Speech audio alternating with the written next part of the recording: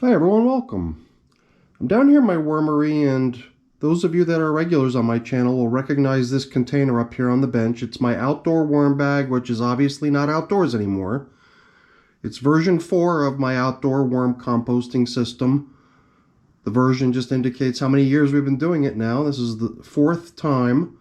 It all started out as an overwintering project to see how worms do hanging out in the winter weather here in my region. More recently, it's just become sort of an outdoor test, and now that it's cold, I've decided that I'm not so interested in overwintering testing anymore. I'm more interested in having the worms in here remain productive. That's why they're now in here in the warm temperatures. It's been 3 weeks now since we bought this system inside. And before getting to work down within the bin, I wanted to do a little bit of work here on the outside of the, not bin, the container, the bags. As I often make reference to, it is actually 2 bags, so it's sort of a double bag setup. And in the past, you might have noticed this big, huge hole on the outer bag. Originally, I had tried mending the hole with some safety pins, and over time, I decided, hey, I got 2 of these bags, let's just do a double bag setup. So now the hole is now covered by the inner bag. But for the longest time, these safety pins have been sitting in here rusting and corroding. And I'll tell you, I had to really tear away at the fabric to get these to actually come out. And then even these, the pin tips broke on a couple of them, and I had to sort of fish them out of the fabric. But now I feel like it's safe to, work around this area, because my aim here was to actually, to sort of put a protective vapor barrier, sort of inner liner in between these 2 bags to help prevent excess drying of the material in the container. Since it's a fabric bag, it has a tendency to lose moisture, and after 3 weeks of being in here now, I could tell just from the weight of the material, and even our last check-in 9 days ago, it was quite clear to see how the material within the bin was starting to really become a lot drier and a lot flakier than it was on that first day when we brought it in here. So the original check-in, when it came in here 21 days ago, material was quite damp. We waited 12 days to come in with a fairly modest feeding, just a little bit of coffee, a little bit of apple peels. And by then already, 9 days ago, we felt like the material was starting to get nice and loose and crumbly. Now, 3 weeks after it's been indoors, I'm starting to feel like we should really protect against further drying. So I wanted to just slip a few pieces of plastic bag in between the layers here before we get started. I'm not sure it's interesting enough to film it, but before we get started on the check-in, I'm going to take care of that, and then we're going to dive down into the bin, see how things look. So let's get started. Alright, so the plastic liner is in. I folded the cuff back down, and one thing I encountered, something you might recognize, is this husk of a black soldier fly larva. So like when a black soldier fly larva is still a larva, this is just its skin, but eventually the skin kind of becomes like a cocoon in which it transforms into a fly, as it pupates, I think is the word for that. And I found this in between the layers. As I was putting the plastic in, I found this attached to the fabric. It looks kind of old. I don't think it's enough reason to be alarmed that we've got a bunch of black soldier flies preparing to transform into flies and emerge from this material. But then again, I am on the lookout for exactly that, just in case. Even though last time we were in here, we were pretty thoroughly looking through the material. I mean, we must have upended all of the material in this system at that time. Kind of looking at it all, see how things are, and I was pretty sure we didn't really see anything like that, but you never know. It did seem to me like we were in pretty good shape here. And, I didn't bring down any food. I usually come down here prepared with food to place into the system. But I figured let's gauge how things look in here before I go back upstairs to go fetch some food for them. And then I could be selective. I could pick foods that I think are going to aid the system in possibly getting rehydrated a bit if that's what we feel would be beneficial in here.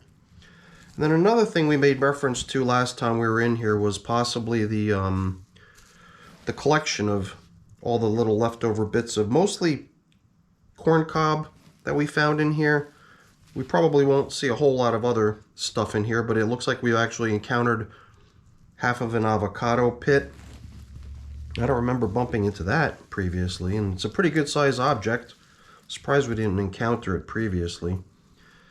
I mean, I even thought about possibly collecting up all these larger chunks of bedding type materials and getting all that sort of together too, but that seems like it could end up being a bit more work than I'm interested in getting into here today. I was interested in collecting up the foods that we encounter as we inspect the system and kind of dropping them back in when we feed so that the old foods can be with the new foods, and then maybe the old foods would even also benefit from any moisture that might come in with the new foods, because if we do find that a little bit of perhaps a more moist food item in here would be to the advantage of the system in general in terms of maybe bringing in a little bit of additional moisture, then it might not hurt for these old food bits to also get a little bit of moisture from that.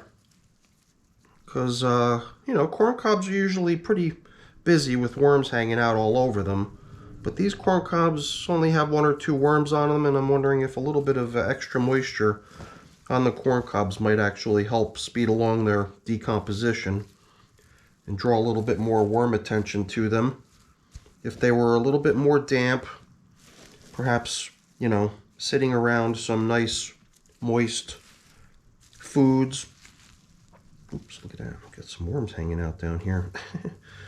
Sometimes I wonder if maybe the worms are actually, like, you know, driving inwards into the inside of the bin, trying to get away from the material as it gets drier on the outskirts.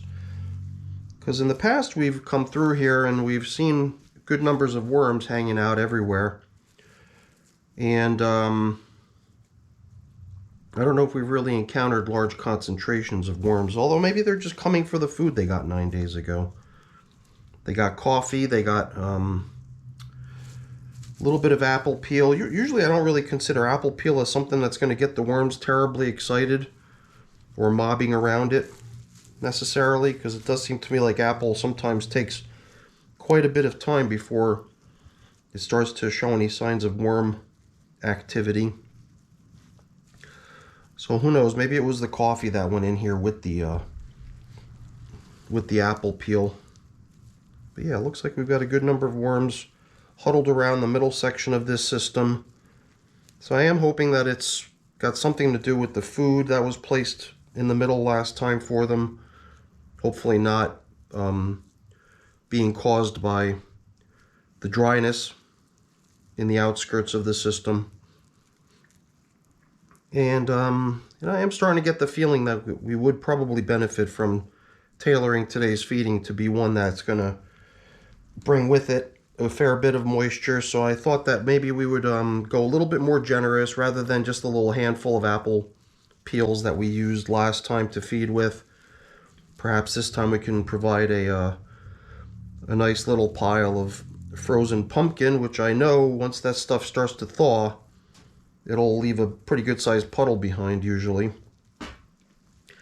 And I thought that that might be beneficial here.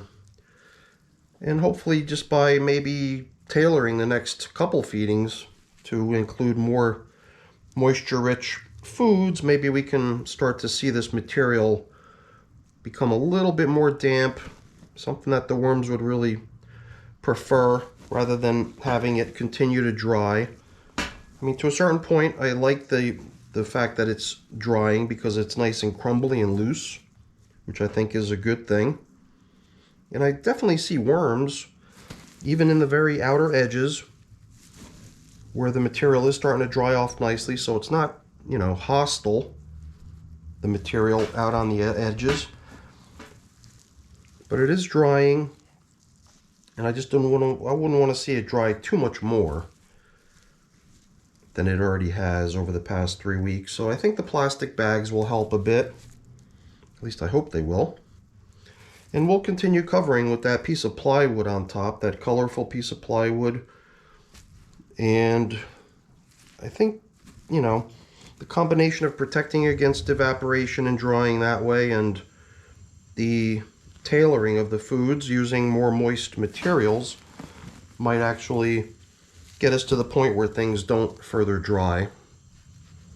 And we'll only know the next time we come back in here to see if our efforts paid off in the ways that we were hoping. So we've got a pretty good collection of pretty nicely seasoned bedding type materials. I really didn't intend to include any sort of fresh bedding with today's feeding. I think we made reference to that even in the last check-in, how the system has, abundant amounts of bedding throughout it, and that it wouldn't need any fresh bedding, and that we would stick to kind of feedings only in here in future check-ins. And I think that that's sort of been reinforced by what we've done here. I was interested in collecting up not only the foods, but I was also interested in collecting up the bedding this way too. Perhaps not go too crazy attempting to gather it all, but I thought that maybe if what was really left after we collected up all the bedding too was mainly castings, then those castings might have a better resistance to drying, because castings really do a great job hanging on to their moisture. So I figured if I freed some of this material in the bin of some of the bedding type materials floating around within it, then we'd have sort of a more castings rich stuff that's up against the fabric walls of the container, and they'd be better protected just by being stripped of some of the material, which might allow for it to be a little bit more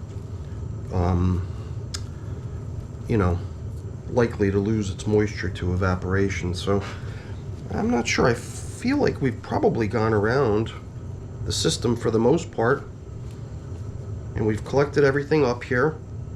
So I think if we were to take all this collected bedding type materials here, drop in the old foods, and then bring in some nice moisture rich pumpkin for them to be their feeding today, and place it all right down the middle, I think we're going to have ourselves a system that's going to be maybe not drying out quite so much going forward.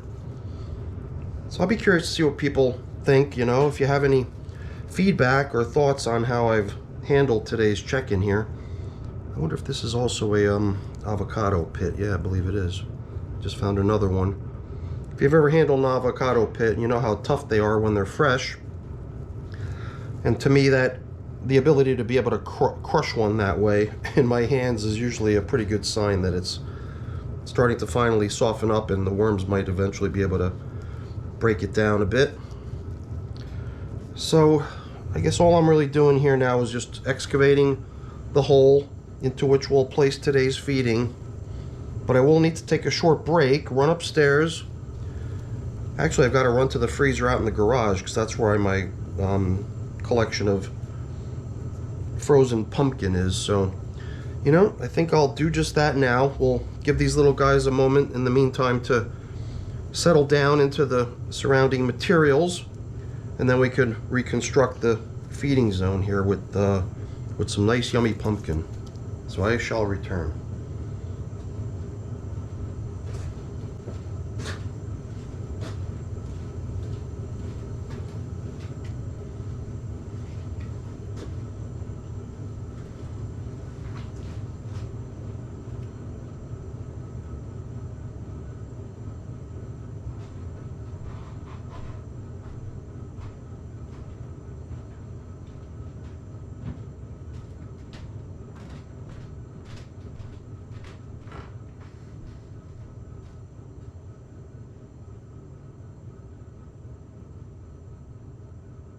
Alright, so here's what they're getting. Not only did I find some pumpkin out there in the freezer for them, but I also found a bag that had some watermelon rind in it. So I grabbed a little bit of that for them too, and it's got a good bit of weight. Mostly water weight, if you ask me.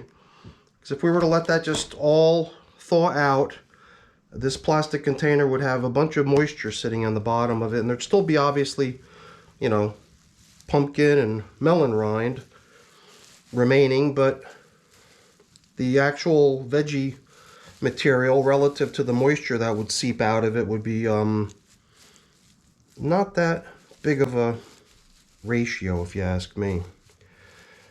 So I don't know. This is something I definitely really thought that this would be a good idea, was to try to collect up a good bit of the bedding throughout the system during the next inspection, besides just the foods, and bring it to the middle, and then use that as the foundation for the next feeding.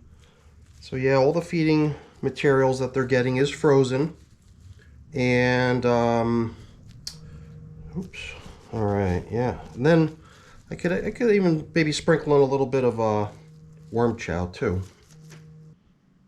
So now in can go today's feeding of all these yummy, moisture-rich fruits and veggies.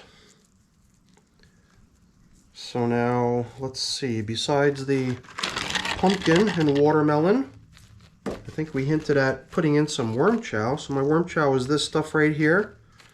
We could sprinkle in a little bit of that over here as well. Kind of increase the appeal of the feeding. And now another similar powdery sort of substance we put in sometimes when we're feeding our worms is grit. So you can just use rock dust or sand or pulverized seashells, whatever. I'm using pulverized eggshell. And I think that's it. That's today's feeding. So this was a pretty rewarding check-in. I definitely accomplished a number of things I wanted to tackle today. And it's also given me peace of mind, I think, that, you know, moisture in here will not continue to be diminished by evaporation. I got a feeling we're protecting now against evaporation pretty nicely with the things that we did here, putting in a nice moisture-rich feeding by putting in some plastic liners in between the two bags. And now that we're at 289 days, we're only 11 days away from the system reaching 300 days of age. Here's another piece of avocado pit. So who knows, maybe we'll just use the bin's 300th day in service as our reason to come back in here 11 days from now. Today we came back after only 9 days because I was just starting to get a little bit concerned about moisture in here. And I figured let's just ward off any sort of bad stuff that might be happening and even take some active steps to ensure that things remain the way we want them to be, which is nice and damp and comfortable for the worms. And I got a feeling after 11 days that feeding that they just got here today is probably going to show virtually no signs of leftovers. But just imagine all that nice bedding material right beneath it, you know, soaked with all the juices of the pumpkin and the watermelon. I got a feeling the next check-in's going to be a fun one. All right, let's start bringing back the coverings. We've got our pizza box coverings, or pizza. This is actually the cardboard that comes beneath the pizza when you order the pizza, the frozen pizza. And then in goes our nice decorative plywood, which I believe is probably doing a pretty good job keeping moisture from escaping. Obviously, we're going to be losing a little bit of moisture around the edges, but still, I think we're in pretty good shape here as far as protecting it from further evaporation. We're not going to be able to protect it perfectly, but I think we're taking some good steps here. So I've got a couple things I got to take care of putting away and cleaning up, but I'm not going to waste your time with that. That stuff's boring. Before I go there really quick, let me just say thank you. Thank you so much for watching. Hopefully you enjoyed the video. If you did, please remember to leave me a quick thumbs up before you go. That's always very much appreciated. If you haven't done so already, please also consider subscribing to the channel too. That's very much appreciated as well. All right, everyone, thanks so much for watching. Have a great day. Bye now.